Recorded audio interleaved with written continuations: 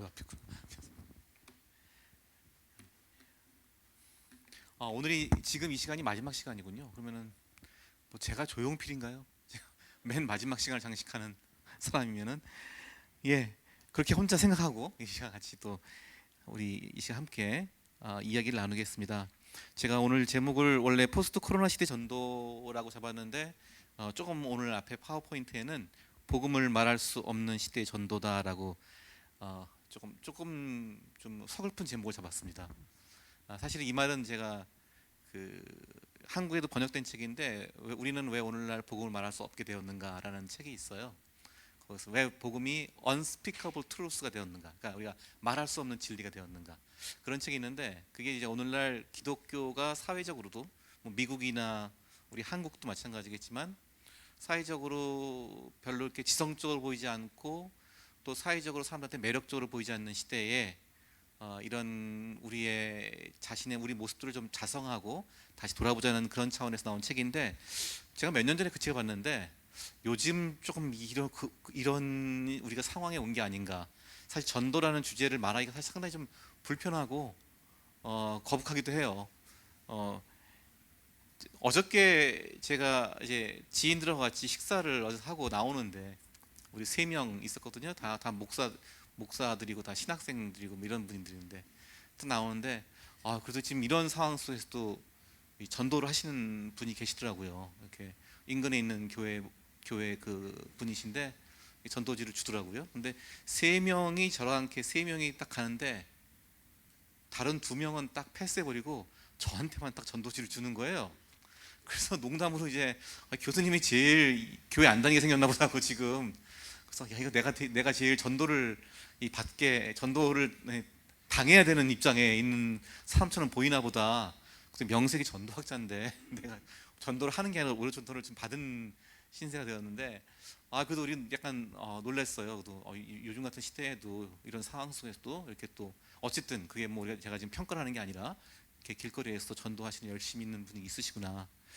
근데 참 이 주제를 얘기하기가 어떤 면에서 굉장히 좀 거림직하기도 해요. 그리고 상당히 안 좋은 또 뭐 이렇게 선교 단체에서 또 이런 문제가 터지니까 지금 사실 굉장히 말하기 힘든 상황이지만 우리가 오히려 이런 상황 속에서 다시 한번 전도에 대해서 다시 한번 좀 깊이 생각해보는 그런 우리가 기회를 가지면 좋을 것 같다는 생각이 듭니다. 저는 한편으로 기독교가 여러 가지로 지금 뭐 비판을 받고 있지만은 사람들한테 안 좋은 지금 감정이 올라오긴 했지만은 이런 시대가 오히려 기독교의 본질을 다시 한번 사람들과 함께 나눌 수 있는 또 중요한 시간 되지 않을까. 정말로 기독교가 무엇인가를 사람들도 오히려 역설적으로 한번 관심 갖게 되는 그런 가능성도 앞으로 있지 않을까 하는 저는 좀 기대도 많이 합니다.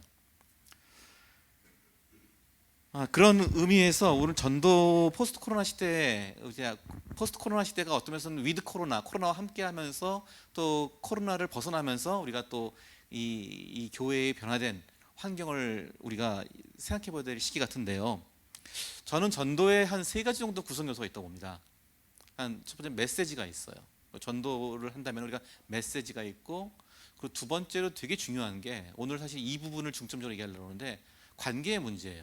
관계라는 얘기는 단순히 뭐 사람들하고 좋은 관계 맺어서 그 좋은 인상을 줘서 전도하자 이런 정도의 전략적인 문제가 아니라 우리가 사람들과 어떠한 공간에서 어떠한 거리를 두고 사람들과 만나는가의 문제예요.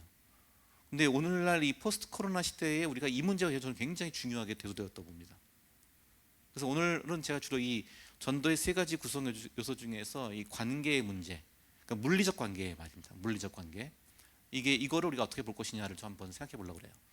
이런 차원에서 전도를 본다면 우리가 지금까지 했던 전도들도 다시 한번 재평가할 수가 있어요. 3번째는 전달의 문제인데 사실 이거 전도를 이제 어떤 식으로 이제 전하느냐죠. 그 여러 가지 이제 또 요소들이 있는데 이것도 굉장히 중요한 요소죠. 보통 전도 전공자로 가면 사람들이 전달을 어떻게 할 것이냐에 많이 초점 맞춰요. 이것에서 뭔가 좀 기대를 하는 경향이 있는데 사실 저도 신학자 입장에서는 메시지 문제가 제일 중요하거든요. 우리가 어떠한 복음을 전하느냐, 그리고 오늘날 현대인들이 들어야 할 복음은 무엇이냐, 예수 그리스도의 죄 용서와 하나님 나라의 복음이 오늘날 사람들의 삶에 어떻게 구체적으로 다가오는가. 복음은 하나지만 사람들이 그 복음에 들어가는 진입로는 좀 다양할 수 있거든요. 오늘날 시대에 이 자기 정체성에 대한 사람들이 그 욕구가 강한 시대에 성경은, 기독교 복음은 그러한 사람들에게 어떻게 진정한 진리의 해답을 주는가?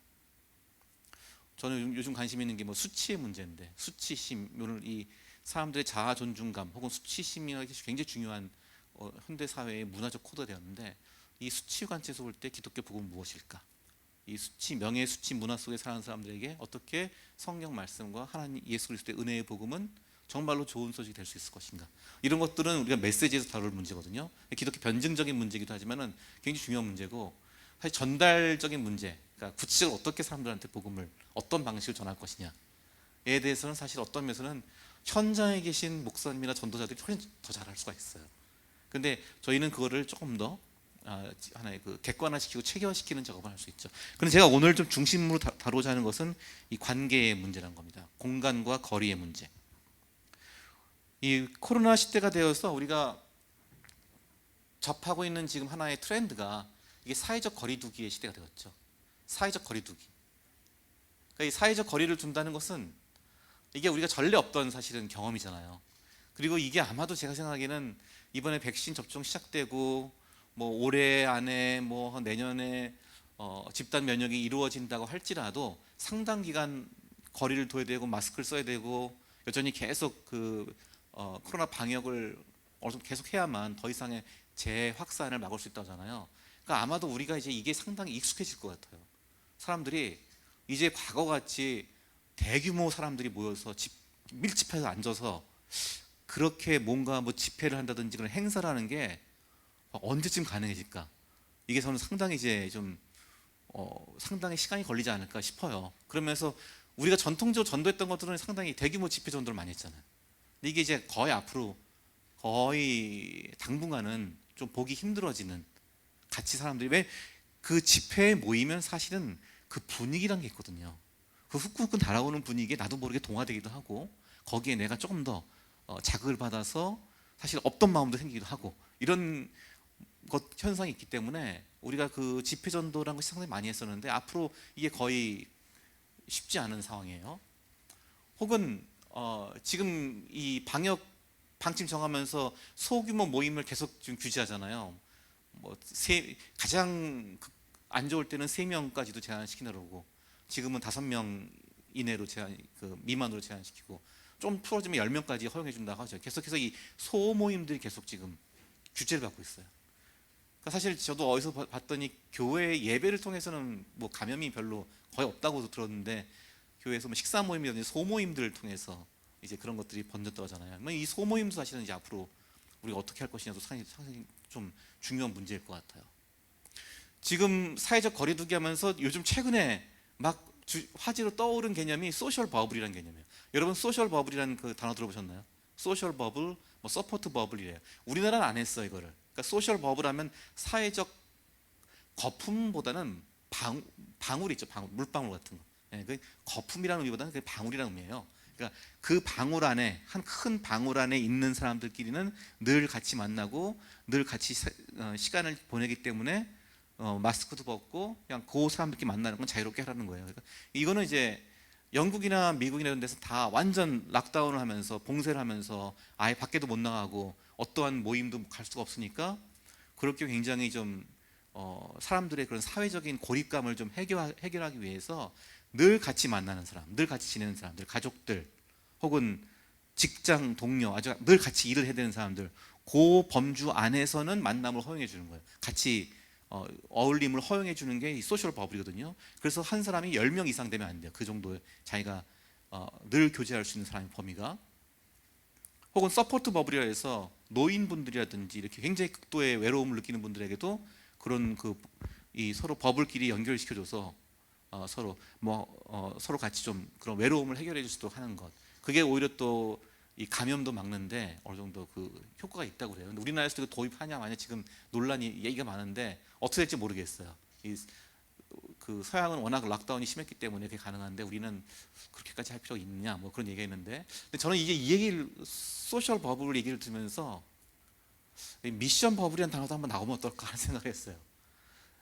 이게 꼭 코로나 시대에만 하는 게 아니라, 근데 제가 이건 너무 좀 강하게 주장을 안 하려고 그래요. 그럼 또 밖에서 들으면 또 저것들은 항상 뭐만 기승전 미션, 기승전 선교냐, 기승전 전도냐 또 이렇게 지금 할까봐 제가 이건 뭐 강하게 말하고 싶지 않은데 일단 이 용어를 한번 저도 만들어보고 싶은 생각이 있는데, 왜냐면 미션 버블이라면 우리가 전도와 선교를 위해서 우리가 주변에 지인들, 가까운 사람들 몇 사람에게 내가 헌신적으로 지속적으로 교제하고 만나는 사람들의 그 나의 하나의 그 네트워크, 이게 하나 우리가 좀 만들어 볼 수 있지 않을까. 이제 뭐 코로나 관계없이 앞으로 우리 삶 속에서 조금 각 사람들이 선교적 사명을 가지고 내 주변의 사람들과의 소수와 좀 친밀하고 의미 있는 관계를 만들어가는 것, 믿지 않는 이들을 포함해서 이런 거 한번 생각해 보면 우리가 앞으로 이쪽에서 전도의 방향을 좀 찾아볼 필요가 있지 않을까 하는 생각을 합니다. 자, 이 공간의 문제 제가 한번 좀 얘기를 좀 더 하겠습니다. 공간과 관계라고 썼지만은 사실 공간과 이 거리의 문제인데요. 에드워드 홀이라고 하는 인류학자가 있어요. 그 사람이 쓴 숨겨진 차원이라는 책이 있거든요.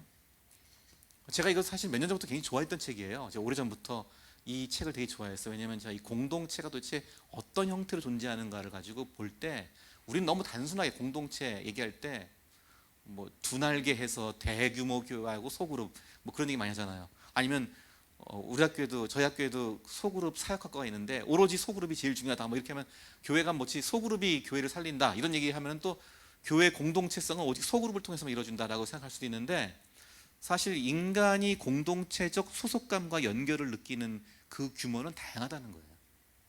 그러니까 지금 이 에드워드 홀이라는 사람이 말할 때 인간이 그 연결되어 있다는 감각을 느끼는 공간이 공적 공간, 사회적 공간, 인격적 공간, 친밀한 공간, 네 가지가 있다는 거예요.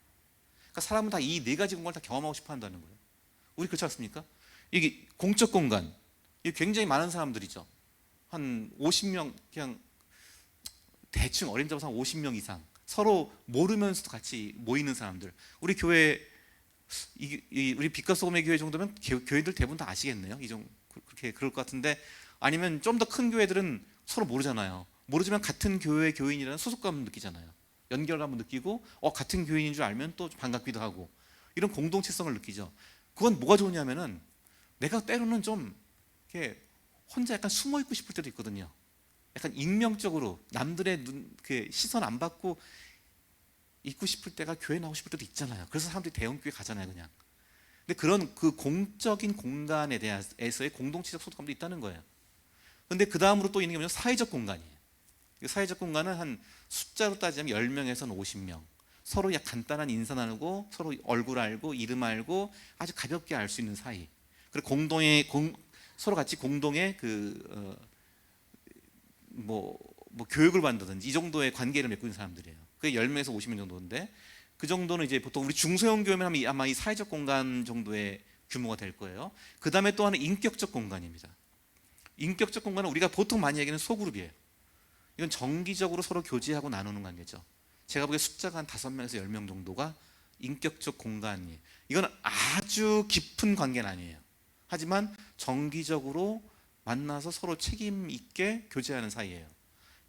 아주 작은 교회는 교회 자체가 소그룹이겠죠. 그리고 아니면 보통 교회들에서는 이런 인격적 공간을 경험하는 곳은 소그룹 나눔, 소그룹 교제 모임이겠죠.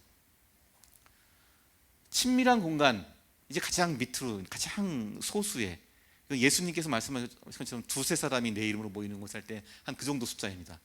그러니까 제가 여기서 일부러 한 2명, 4명까지 2명, 3명, 4명 이 정도의 모임인데, 이게 깊이 있는 교제예요. 이걸 이제 영어로는 naked experience, naked relationship에서 적나라한 관계죠. 서로의 다 치부를 알 수 있고 거의 가족 같은 친밀감이 있는 관계예요. 자, 교회 사역에서 이런 건, 교회는 그냥 목사님께서 가족들 2-3명 같이 예배드리면 그것도 뭐 친밀한 공간으로서의 교회가 될 수 있겠지만은, 아주 가족 교회, 보통 이런 경우는 좀 멘토링 관계라든지 1대1 관계라든지 이런 것들이 보통 이제 친밀 공간이죠. 이 네 가지 공간이 다 필요하다는 겁니다. 네 가지 공간이 우리에게 어느 정도 다 인간은 이 네 가지 공간에서 각각 자기의 나름대로 필요를 충족받는다는 거예요. 그래서 어느 한 가지만 너무 강조하는 것은 그 사람이 건강하게 성장하는데 오히려 좋지 않을 수도 있다. 그래서 부담될 수도 있다. 실제 사람들 왔는데 너무 갑자기 소그룹에 가서 막 교제하자 그러면 또 부담나는 사람도 있어요. 아직 소그룹은 조금 내가 시간을 두고 사람들과 마음 편해진 다음에 들어오고 싶은데, 무조건 소그룹으로 막 강요받으면 또 이걸 불편해하는 사람들도 있다는 거예요. 그래서 그거를 좀 우리가 고려해야 되는데요. 자, 지금 포스트 코로나 시대에 각각의 공간이 오늘날은 어떻게 연결되는가를 봅시다. 공적 공간은 지금 잘 못 모이죠. 우리 지금 많은 사람 같이 못 모이죠. 이 공적 공간으로 서로 익명으로 그냥 할 수 있는 것은 요즘 그냥 아마 온라인으로 유튜브로 뭘 본다든지, 지난번에 제가 어디 줌으로 특강을 왔더니 한 200명이더라고요. 뭐 이런 건 서로 모르지만 만날 수는 있죠. 그런 것들이 보통 이 공적 공간이에요. 지금 온라인밖에는 안 돼요. 현재로서는 비대면으로밖에는 공적 공간 모임은 지금 진행이 안 되는 상황이죠.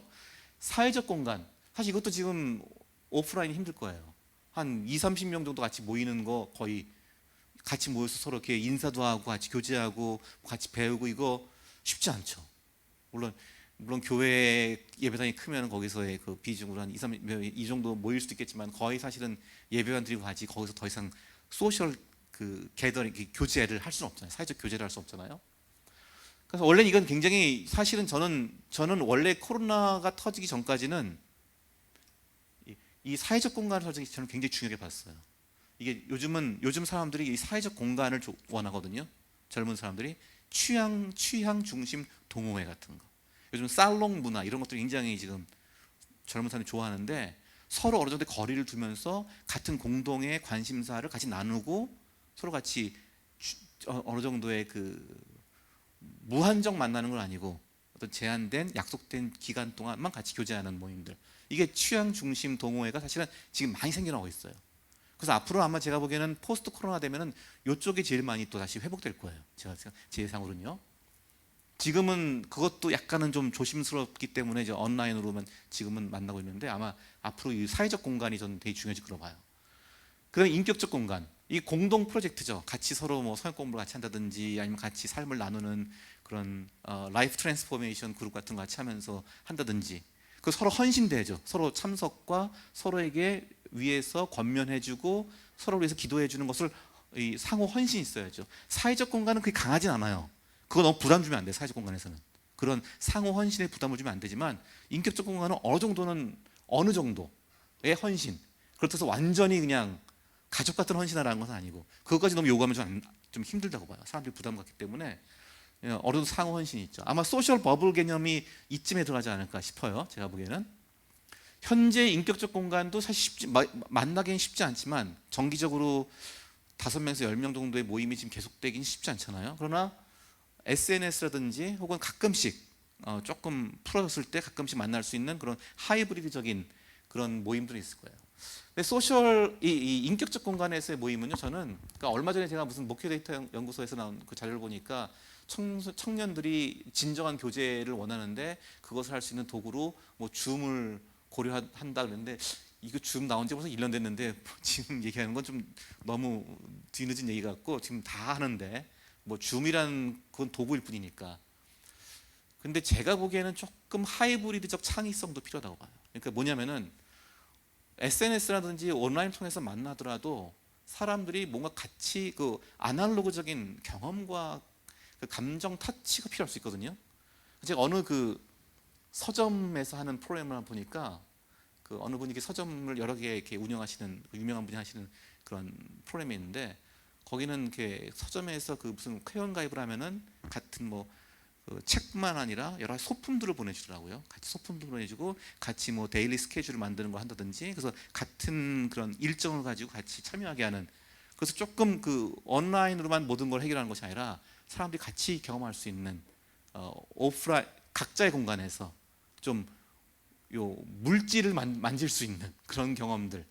그래서 제가 미국의 어느 교회 보니까 소그룹 모임을 줌으로 하는데, 한 번쯤 뭘 하냐면 같이 인근에 있는 공원에 산책하고 오기예요. 같은 뭐 그렇게 해서 공원 산책하고 와서 그 자연에 대한 묵상을 하고 같이 나누기. 그러니까 지금 같이 모여서 할 수 없지만은 각자의 공간에서 따로 뭔가를 실천할 것들을, 경험할 것들을 주고 그 공동의 경험들을 같이 나누는. 그래서 온라인과 오프라인이 같이 좀 이렇게, 오프라인에서 같이 못 만나더라도 각자가 오프라인에서 했던 것들을, 공동으로 했던 것들을 같이 나누는, 이런 것들을 통해서 조금 제가 보기에는 하이브리드적 창의성이 좀 필요하지 않을까. 너무 그냥 줌으로만 다 해결한다, 온라인에서 모든 걸 한다 하는 것은 사람들이 굉장히 단조롭고, 지금 이미 그 줌 퍼티그라고 하죠. 줌 피로가 지금 굉장히 높잖아요, 사람들이. 그러니까 조금 그런 것들 필요하다고 봐요. 그래서 저는 어느 소그룹 하면서 줌으로 소그룹 하면서 우리 모임 하는 동안에 10주간 모임 하는데 그냥 그 티를 같은 그 차 티를 뭐 독일 차 유명한 차인데 그거 갖다가 다 플레이버별로 다 사갖고서는 티를 다 보냈어요. 그리고 10주 동안 매주 티 하나씩 같이 마시면서 우리 모일 때마다 같이 하는 공동의 경험들을 하는 거죠. 이런 것들도 좀 같이 좀 추가시키는 것들이 좀 필요하지 않을까 싶어요. 그리고 친밀한 공간은 그냥 가족입니다. 사실은 가족적 돌봄이 있는 만남이고요. 그냥 가족 그 자체가 사실은 친밀한 공간이에요. 그리고 더 나아간다면 지금 1인 가구 많잖아요. 대한가족이 필요한 상황이죠. 그러니까 지금 사람들이 결혼도 안 하고 출산도 안 하지만 가족은 원한다는 얘기겠어요. 그러니까 결혼과 출산은 기피하면서도 가족은 간절히 갈망한다는 거예요. 그래서 지금 혈연을 넘어서는 대한가족, 사회적 가족의 수요가 굉장히 높아지고 있죠. 그러니까 이 사람들은 대면 만나는 사람들이에요. 대면에서 만날 수 있는 사람들이에요. 저는 이제 우리가 지금 조금 깊이 생각해야 될 문제가 이 친밀한 공간 속에서 이루어지는 전도와 선교가 앞으로 굉장히 중요할 것 같다는 생각을 합니다. 좀 한번 잠깐만 정리를 해볼게요. 공적 공간에서 전도하는 거 우리가 굉장히 지금까지 익숙했던 고전적인 전도들입니다. 예배가 이 공적 공간이죠. 어떤 어느 정도의 중대형 이상의 교회들은 다 예배가 공적 공간이에요. 서로 익명적이지만 소속감과 연결의식을 가지고 있어요. 집회 전도 아까 말했죠. 이 집회 전도 전형적인 공적 공간에서 전도해요. 많은 사람들이 모여서 거기서 복음 메시지 전파되고 거기서 결단하게 하는 방식이죠. 문화 행사를 통한 전도, 조금 더 이제 집회 전도를 조금 사람들한테 좀 친근하고 흥미롭게 다가가는, 부드럽게 다가가는 문화 행사를 통한 전도, 이것도 다 우리 공적 전도였죠. 예배를 통해서 전도하는 것도 이제 공적 전도라고 볼 수 있고요. 익명의 노방 전도, 내가 사람과 관계가 없는데 가서 그냥 어제 제가 저한테 전도지 나눠준 사람처럼 하는 거, 이건 가까이서 만났지만 사실은 그렇게 이것도 일종의 공적 공간에서 전도죠. 그 사람하고 나하고는 아무런 인연이나 관계가 없는 상태에서 그냥 전도지나 뭐 메시지를 전해주는 거니까요. 혹은 미디어 전도, 미디어를 통해서 온라인을 통해서 기독교 메시지를 전하는 것도 이것 다 공적 공간의 전도죠. 근데 이것들은 우리가 굉장히 익숙해요. 그죠? 교회에서 전도하면 주로 이런 것들 많이 했어요. 근데 지금 공적 공간이 굉장히 지금 차단되고 있는 시대예요. 사람들이 모이지도 못하고 낯선 사람의 접촉을 사람들이 굉장히 깊이 해요. 특히 전도라는 목적으로 아직 친하지도 않은 사람인데 나랑 어떤 관계가 구축도 안 된 사람이 접근하는 거 상당히 지금 무례하고 굉장히 지금 이거는 현재 우리 사회에서의 사회적 거리두기 시대의 예의에 어긋나는 걸로 보일 거예요. 그러니까 이제 공적 공간 전도가 상당히 지금 아마도 안전하게 할 수 있는 건 그냥 미디어 전도 정도 할 수 있는데, 이거는 사실은 얼마나 효과가 있는지, 그리고 드리는 비용이나 투입되는 그 에너지에 비해서 사실 그렇게 효과가 없다는 얘기가 많이 나왔어요. 근데 지금 어쩔 수 없으니까 이제 계속 이거라도 우리가 이제 많이 할 수밖에 없는데 이건 뭐 제한성이 있다는 겁니다. 두 번째로 사회적 공간에서 전도는요, 제가 이제 아마도 코로나 전까지 이게 굉장히 중요하다고 제가 봤고, 코로나가 완전히 종식되면 아마도 저는 앞으로 이 분야가 중요해질 거라고 봐요. 근데 당분간은 조금 이 제한을 받아요. 10명에서 50명 정도의 사람들입니다. 이 굉장히 재미있는 영어가 있는데, 이 선교적 공동체라고 하는 이 사회적 공간에서 전도는 선교적 공동체라는 전도가 될 텐데, 이게 미셔널 커뮤니티라고 하는 거예요. 근데 이 숫자는요, 대략 한 15명, 20명 이 정도 한번 생각해 보세요. 이 사람 한 15명에서 20명이 같이 정기적으로 만나고 기독교 신앙을 같이 나누고 뭘 배운다든지 뭐 이런 모임을 한다고 생각해 보세요. 약간 편안하게, 자유롭게. 그러면 그 한 15명, 20명 혹은 많게는 뭐 3, 40명, 그것까지는 좀 너무 많은 것 같은데, 제 생각에는 그냥 미국에서 나온 자료는 50명까지 보니까 제가 여기서 썼지만은, 그 정도의 모이면 참석하는 사람이 부담감이 사실은 좀 덜해요. 그죠? 부담감 덜하면서도 약간 또 친밀감도 느껴요. 여기 굉장히 아주 애매하면서 절묘한 숫자예요. 왜냐면 10명 이하로 내려가면요, 내가 왔느냐 안 왔느냐가 되게 눈에 띄거든요. 부담이 되는 거예요. 저도 옛날에 그 미국에서 우리 대학 청년부 할 때 대학 청년부를 개척을 했는데 한 15명 갈 때까지 보니까 굉장히 힘들더라고요, 이 숫자가. 왜냐면 이게 참석한 애들이 한 명 빠지면 눈에 너무 띄는 거예요. 그 저도 마음이 굉장히 쓰라려요. 걔 왜 안 왔지? 그래서 꼭 그냥 챙기게 되고 면 걔도 또 부담스러워요. 이 서로 굉장히 이 숫자가 내가 이 그룹이라는 개념이 안 생기고 다 하나하나 개별자가 다 개별적으로 다 이렇게 뭔가 관계를 맺고 있는 게 좋은 것 같으면서도 부담되거든요. 그러니까 뭐냐면은 enough to there예요. 이 숫자는 뭐냐면은 내가 there란 말은 내가 감히 뭐 담대히 그러잖아요. 그냥 내가 좀 자유롭게 뭐 빠져도 한 번 정도 빠져도 별로 크게 눈에 안 띄고 가서도 내가 또 거기서 뭘 좀 말해야 한다든지 내가 뭘 꼭 참여해야 한다든지 이런 부담감도 좀 없는 조금 자유롭게 내가 약간은 좀 이렇게 아웃사이더로 있어도 괜찮은 모임 그 정도로 그게 enough to there예요. 근데 그것만으로 안 돼요. enough to care가 돼야 돼요. 그러나 난 또 사람들이 나를 알고 필요할 때 관심과 돌봄은 주길 원해요. 그러니까 이게 제가 아까 애매하면서 절묘하다고 그랬죠. 이게 현대인들이 아주 그 경계선에 있는 심리예요. 개인주의가 좋고 남한테도 간섭받는 거 싫은데 그렇다고 또 소외되거나 무시되는 것도 원치 않는 거예요. 이게 그래서 이게 친절한 무관심이란 말이잖아요. 약간 무관심, 약간 이렇게 너무 눈총 주지 않지만 언제든지 이 사람이 필요할 때는 내가 다가갈 수 있고 도와줄 수 있는 준비가 되어 있는 것들. 이게 하나의 그 미셔널 커뮤니티 선교적 공동체 운동을 하는 분들의 하나의 이게 중요한 원리거든요. 그러니까 느슨한 연대입니다. 그리고 자율적인 취향 공동체에 대해 너무 이렇게 뭐랄까요, 하나의 미리 다 그냥 어젠다를 만들어 놓고 거기에 사람들을 막 끌고 와서 어떤 결과를 맺게 하려면 안 되고 사람들이 좀 조금 편안하고 자유롭게 기독교를 탐구하고 교제할 수 있도록 해주는 게 선교적 공동체 지금 운동들이거든요. 이게 상당히 그 코로나 전까지 굉장히 많이 활발하게 확산되고 있었어요. 이건 주로 이제 구도자들을 위한 영적 관심사를 나누는 모임이에요. 그래서 요 그룹 선교적 공동체가 뭐 교회에서 예를 들어서 보니까 오늘 오전에도 김영근 목사님 왔다 하셨나요? 그죠? 그런 것 같은데 거기서 보면 가정교회라 해서 이렇게 몇 개 사람들이 한 제가 보기엔 딱 이 정도 숫자예요. 선교적 공동체에 해당되는 규모로 있으면 그 정도 규모 한 15명, 20명들이 모이고 그 사람들끼리 조금 뭐 편안하게 있으면 새로운 사람이 들어오기가 좀 편하거든요. 근데 너무 이제 10명 이하면 너무 눈에 띄는 걸 또 사람에 따라서 부담스러운 경우도 있어요. 이게 아마 앞으로 제가 보기에는 선교적 공동체가 우리가 좀 많이 주목해야 할 만한 요소라고 보는데 지금은 조금 아직은 시기상조인 것 같아요. 자, 인격적 공간의 전도, 이게 소그룹 전도죠. 우리가 많이 말하는 소그룹 전도. 5명에서 10명 정도예요. 어느 그 독서 운동하시는 분이 쓴 책을 보니까 이 독서 모임, 삶을 변화시킨 독서 모임을 하는데 그 책 한 권을 같이 읽어가면서 깊은 이야기를 나누는 그런 모임을 하시는데 그분의 그 경험에 의한 그 의견에 의하면은 가장 적절한 숫자가 6명이라고 하더라고요. 6명 정도. 6명 정도가 모이면은 한 2시간 이내에서 어느 정도, 충분히 아니지만 어느 정도 이야기를 다 나눌 수 있고 피드백을 다 받을 수 있는 그 시간이 된다는 거예요. 그래서 그러니까 제가 소그룹에 와서 자기의 마음을 나누고 서로에 대해서 같이 관심을 표명하고 의견을 피드백 교환을 하려면은 어느 정도 숫자가 좋을까? 한번 제가 보기에도 한 6명에서 8명 사이. 그 이상 너무 가면은 사람들이 조금 이제 눈치를 보기 시작하고 좀 부끄러운 사람들은 수줍어하는 사람들은 잘 의견 표현 못할 수도 있고요.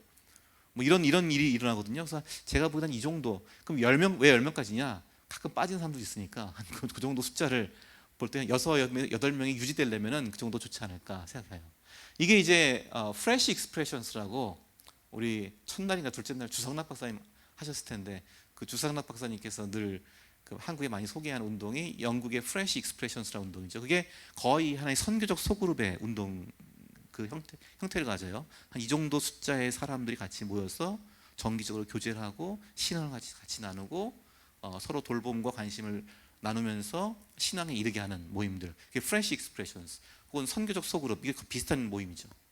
정기적으로 모이는 겁니다. 이건 정기적으로 모이고 한 가지는 이제 어젠다가 이미 정해져 있어요. 우리가 이걸 하겠다 해서 모여서 같이 뭐 성역 공부한다든지 독서 모임을 한다든지 아니면 취미 모임을 통해서 또 신앙의 자연스러운 교제를 하는 것들이 선교적 소그룹의 모임이죠. 대표적으로는 이제 양육그룹 전도라는 게 있어요. 양육그룹을 통한 전도. 여러분 그 아마 아실 텐데 알파 코스 같은 거 그런 것들이 이제 양육그룹 전도죠.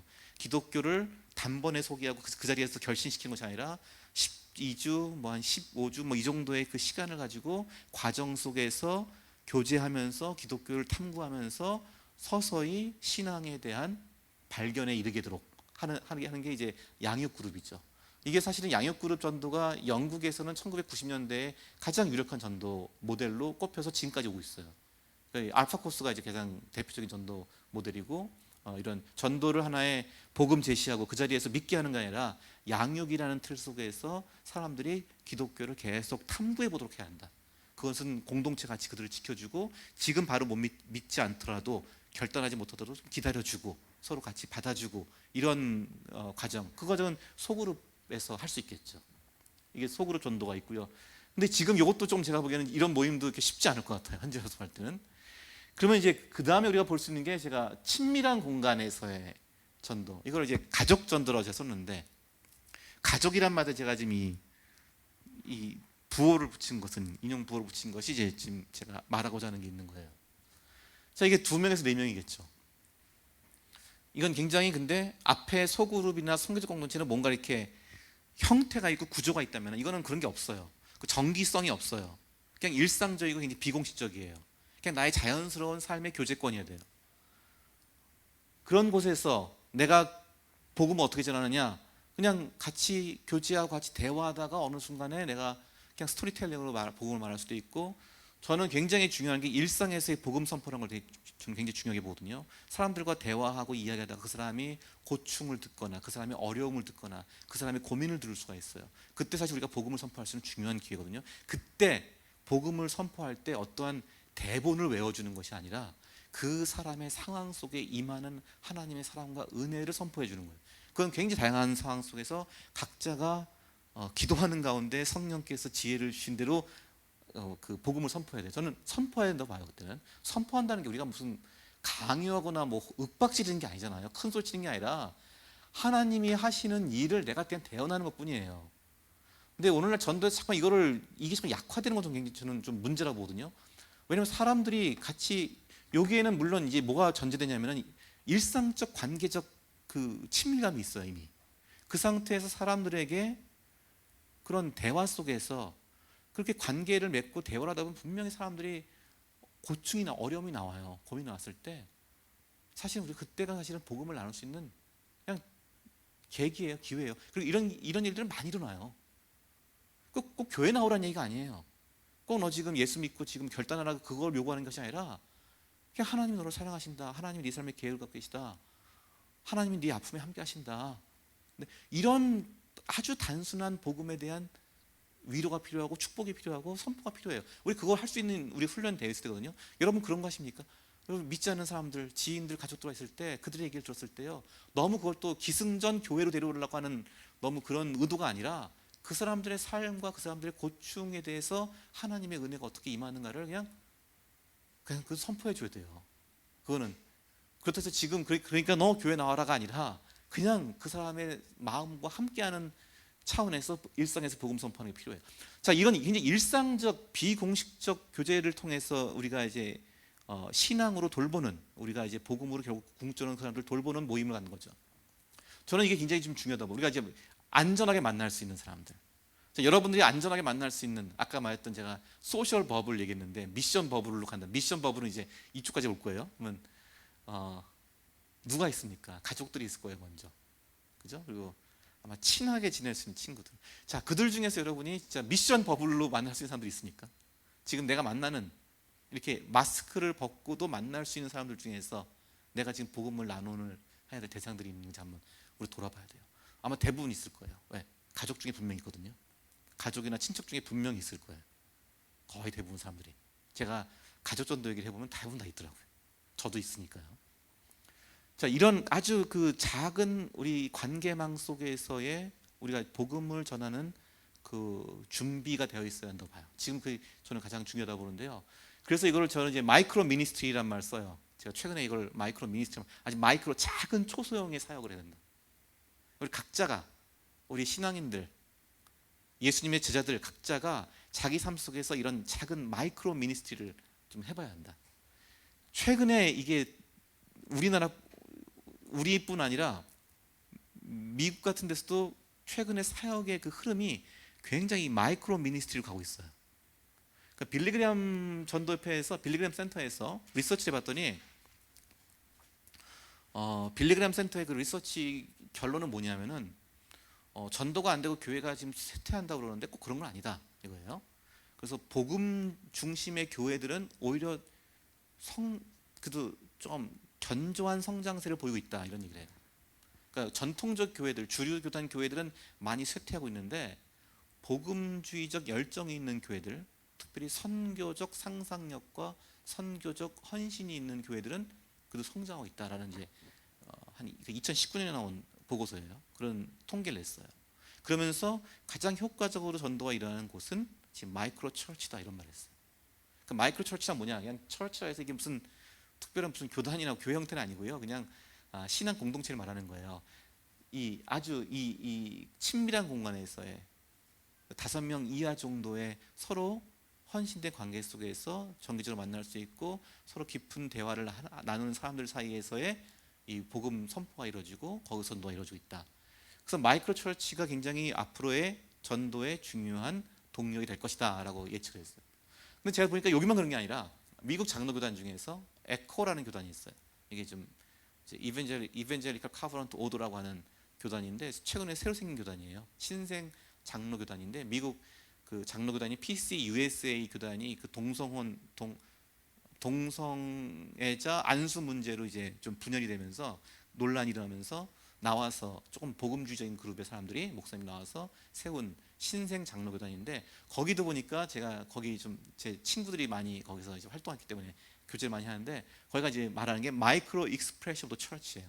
교회의 아주 작은 단위에서의 교회를 표현해 줘야 된다. 즉 예수 그리스도의 몸된 공동체를 우리 삶의 작은 단위에서 표현해지는 운동들을 하더라고요. 그래서 마이크로 익스프레션 이거 계속 이 사례들을 얘기하고 나누고 그래서 가장 이게 좀 효과적인 현재 전도의 우리가 이 통로가 될 것이다. 그리고 특히 코로나 시대에 이러한 작은 서로 책임 있고 헌신 있는 관계들 모임들을 우리가 좀 만들 필요가 있다라는 얘기합니다. 그 미국 감리교회에서도 그 밴드 사역을 하면서 3-4명 단위의 마이크로 커뮤니티 사역을 한다고 그러죠. 이건 제가 주상락 박사님한테 힌트를 얻었는데 마이크로 커뮤니티라는 걸 통해서 여기도 단위를 다 3-4명으로 하는 거예요. 그래서 제가 아는 어느 교회도 제 얘기를 듣고 한 건지 모르겠지만은 그 소그룹을 갖다가 다 5명 이하로 다 지금 재편성한대요. 사람들끼리 이 5명 이하로 묶어주면서 이 사람들끼리는 서로 좀 지속적이고 친밀한 교제를 하도록. 근데 교회에서 다 위에서 묶어주면 그게 얼마큼 잘 될지 모르겠어요. 이게 약간 아래서부터 서로 사람들끼리 서로 그 모임이 형성되기 더 좋다고 보는데 그래서 3-4명 단위, 5명 이하의 단위로 다시 이 소위 소그룹이 좀 더 작은 초소그룹으로 형성되는 것이 필요하다는 거죠. 사실 이게 신앙 공동체의 모판이 된다고 봅니다. 저는 앞으로 신앙 공동체를 말하면 우리가 교회가 계속해서 이제 성장해야 될 거 아니에요. 우리가 뭐 성장주의자는 아니지만은 그래도 교회가 건강하고 복음이 충만하면은 어느 정도 성장할 거 아닙니까? 뭐 꼭 숫자적으로 아니더라도 관계적으로, 신앙적으로, 영적으로 그 성장하기 위해서 가장 저는 밑바닥 이 바탕에 깔리는 것이 이러한 마이크로 처치, 혹은 친밀한 가족 공동체적 그 모임들이 밑에 모판이 되고 그걸 통해서 이제 소그룹 운동도 일어나고 그 소그룹에 좀 더 성교적 공동체가 나올 수 있고 그것이 하나의 예배 공동체로서의 교회의 형태까지 발전할 수 있지 않을까 하는 생각을 합니다. 그래서 가장 밑에 이제 마이크로 사역 친밀 공간이 있다면은 그것이 형성되면 그것이 좀 발전되면 소그룹 전도의 어떤 공동체가 나올 수 있고 그것이 선교적 공동체로서 나중에 더 커질 수도 있고요. 그러면 좀 더 많은 사람들이 편하게 들어올 수가 있다는 거예요. 그리고 나중에 이것이 하나의 예배 공동체로서 물론 사람들은 예배 공동체를 통해서 교회 공적 공간에서 바로 전도될 수도 있어요. 혹은 이런 소그룹 선교적 공동체 소그룹 전도를 통해서 전도될 수도 있어요. 근데 지금 상황에서는 제가 보기에 가장 이 마이크로 사역을 통한 저는 그래서 가족 전도하고 대안적 가족 전도, 사회적 가족 전도, 그러니까 이 혈연적 가족 전도도 필요하고 사회적 가족 전도가 필요하다. 그래서 한번 우리 생각해 보면 좀 이런 한번 결단을 해보면 좋을 것 같아요. 모든 사람이 못할 수는 있지만 그래도 이런 운동이 있으면 좋겠어요. 내가 누군가에게서 사회적 가족이 되어주는 것. 지금 사회적 가족을 필요로 하는 사람들 굉장히 많습니다. 1인 가족들이 있죠. 1인 가족은 청년들만 있는 게 아니죠. 노인분들 굉장히 많으세요. 그리고 우리가 조금만 찾아보면 우리 주변에 이런 사회적 가족, 대안적 가족으로서의 그런 교류와 친밀감을 원하는 분들이 굉장히 많아 있어요. 우리가 이건 좀 우리가 선교적 사명에서 그러한 앞으로 그러한 좀 운동도 필요하지 않을까 하는 생각을 해요. 이게 그냥 전도 운동을 옛날 같이 그냥 노방 전도 나가고 뭐 집회 전도 하는 게 아니라 우리가 좀 이런 이런 사회적 가족을 만드는 운동들. 근데 많은 사람들을 뭐 하는 게 아니잖아요. 그 내가 책임 있게 같이 그런 사람들을 발견해서 내가 그들과 책임 있게 교제를 나누는 모임들, 이런 것들을 한번 만들어 보는 것, 마이크로 철치 혹은 마이크로 미니스트리를 만들어 보는 것이 오늘날 지금 이 코로나 시대에는 가장 우리에게 효과적일 수 있고 필요한 것이 아닐까 하는 생각을 합니다. 이 마이크로 사역은 아까도 제가 얘기했지만은 여기서 이제 복음을 어떻게 전달할 것이냐는 이 스토리텔링이라는 것은 내가 만난 예수님을 나누면 되거든요. 그러니까 너무 객관적이고 교리적인 성경이나 기독교에 대한 얘기를 하는 것이 아니라 내가 만난 예수님을 이야기하는, 나눌 수 있는 자연스럽게 그런 준비가 필요하다고 봐요. 그래서 빌 하이베리스 목사는 요즘 별로 좋은 이름이 안 되는데요, 최근에는. 아니, 빌 하이베리스 목사가 전에 이런 얘기 했어요. 모든 교인들은 내 주변의 사람들과 만나서 교제하다가 내가 왜 예수님을 믿게 되었는지, 예수님 만나서 나는 어떻게 변화되었는지를 얘기할 수 있는 1분 정도의 그 대본을 다 만들어 놓으라고. 모든 교인들 다 그걸 준비해 놓으라고. 그래서 내가 어느 상황에서든지 나는 왜 예수님을 믿게 되었는가, 나는 어떻게 예수님을 만나게 되었는가를 1분 정도에 얘기할 수 있는 걸 1분 이내로 다 준비해 놓으라고 하는 얘기를 했죠. 상당히 그럴 때 이런 친밀한 공간, 가족적 관계 속에서 이게 필요한 전달이겠죠. 이쪽으로 가면 소그룹 전도로 가면 조금 양육 그룹이니까 기독교를 소개하는 모임이 되겠죠. 알파 코스가 그렇잖아요. 기독교를 쭉 소개하는 과정이잖아요. 이건 이건 조금 객관적인 내용을 말하겠죠. 아까 친밀한 공간에서 좀 주관적인 개인적인 얘기를 한다면은, 그렇죠. 그 다음에 선교적 공동체는 조금 문화적인 것들을 많이 얘기해요. 사실은 우리는 좀 교리보다는 좀 문화적인 것들을 많이 얘기하고요. 공적 공간은 거의 뭐 예배를 드리거나 같이 아니면 전도 집회를 하는 방식이죠. 이렇게 쭉 저는 나가고 발전할 수 있다 보고, 네 가지가 다 필요하지만 오늘날 우리 상황 속에서는 좀 이것이 이쪽에 역점을 기울이면서 앞으로 코로나가 좀 풀리면은 조금 더 소그룹 전도, 선교적 공동체가 좀 더 발전될 수 있지 않을까. 근데 사실 소그룹 전도는 이렇게 보면 또 여기에도 약간 걸쳐 있고 여기도 걸쳐 있고 그래요. 그래서 조금 이제 뭐 이게 꼭 단계가 딱 뚜렷하게 반드시 구분되는 거 아니고 이게 어느 정도 그냥 스킵할 수도 있으니까요. 그래서 마이크로 사역을 하다가 그냥 뭐 선교적 공동체 갈 수도 있고, 뭐 아니면 소그룹 전도하다가 이거 건너뛰고 그냥 바로 예배 공동체로서의 역할도 할 수 있는 거니까요. 이건 조금 유동성이 있다고 봐요. 마지막으로 저는 오늘 우리 시대를 생각하면서 전도의 교훈을 얻을 수 있는 성경이 어디일까를 보니까 저는 베드로전서를 좀 우리가 볼 필요가 있다고 생각합니다. 그 베드로전서는 이게 그 당시에 아마도 그 유대인들이 추방되면서 몇 가지 그 무슨 소란으로 인해서 글라디우스 황제가 유대인들을 추방을 하잖아요. 추방을 할 때 기독교인들도 유대인들의 유대교의 일파라고 생각해서 같이 로마로부터 추방되어서 기독교인들이 다 흩어지게 되었죠. 흩어져서 사회의 중심부로부터 배제되었어요. 흩어진 기독교인들. 그러니까 오늘날 우리 상황이 지금 디아스포라 상황이라는 말을 많이 하잖아요. 우리가 지금 같이 모일 수가 없으니까, 모두 같이 모일 수가 좀 흩어진 상황이죠. 그래서 지금 이 베드로전서에서도 본도, 갈라디아, 갑바도기아, 아시아와 비두니아 흩어진 나그네란 말을 써요. 그러니까 이 당시 크리스찬들이 같이 모여서 중앙 집중적으로 뭔가 이렇게 뭐 행사를 하거나 예배를 드리거나 그 영향력을 발휘할 수가 없는 시대였어요. 그래서 디아스포라 흩어져 있던 사람들이, 물론 오늘은 우리는 이제 감염 때문에 흩어져 있고, 그 당시에는 기독교에 대한 박해 때문에 흩어지게 되었죠. 자, 이런 사람들, 그래서 우리가 디아스포라 미션, 우리가 흩어져 있는 삶의 각각의 자리에서 어떻게 선교적 사명을 감당하느냐가 굉장히 중요한 우리 지금 시기가 왔어요. 그러니까 베드로전서에서 저는 그래서 이걸 좀 영어를 한번 만들어 볼 수 없을까. 이게 First Peter니까 베드로전서가 FP 전도 뭐 한번 만들어 볼 수 없을까 한번 그런 생각도 했어요. 자, 그런 디아스포라 미션으로서의 정신을 우리가 좀 회복하는 게 필요하다고 보고요. 두 번째는 어떻게 베드로전서에서는 그러면 이 디아스포라 같이 흩어진 사람들, 그 한 사회에서 그 사회의 주류가 아니라, 그 사회의 중심 기득권자가 아니라 그 사회에서 당시의 기독교인들은 멸시를 받고 배척받고 소외된 사람들이었어요.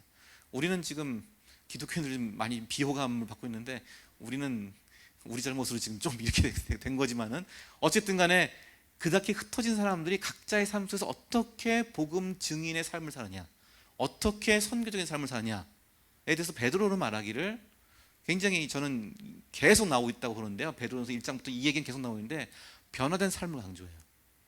변화된 삶을 통해서 복음의 증인이 되라는 거예요.